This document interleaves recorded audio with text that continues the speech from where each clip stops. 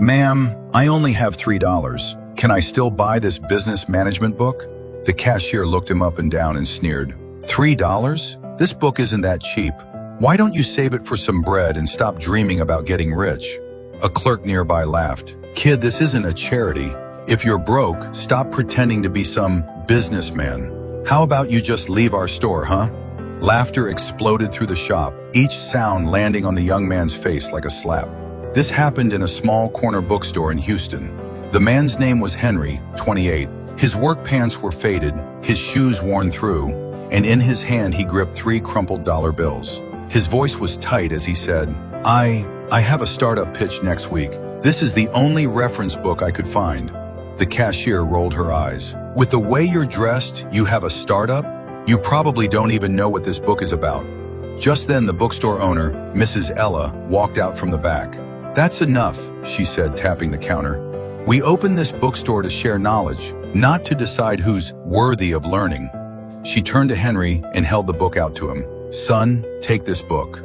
Henry froze, shaking his head on instinct. But ma'am, It's all right, Ella smiled. Think of it as a gift for your first business.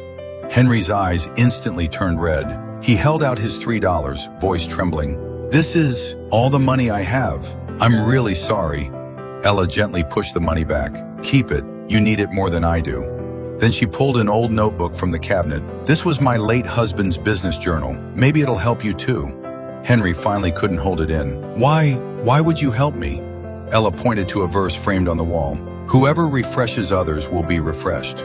3 months later, Henry's startup pitch stood out from all the others. He landed his first investment. 5 years later, he had become a well-known tech entrepreneur in the city. One rainy autumn afternoon, Henry pushed open the familiar bookstore door. Ma'am, do you still remember me? Ella looked up, a little confused. I'm sorry, you are? Henry smiled, eyes slightly wet. I'm the guy who came in with only $3 to buy a book. As he spoke, he placed a set of keys into her hand. And these are for this bookstore. I've paid it off. The deed is in your name. Thank you for that book you gave me back then. Ella stared at the keys, her eyes filling with tears. Child, you really didn't have to do this.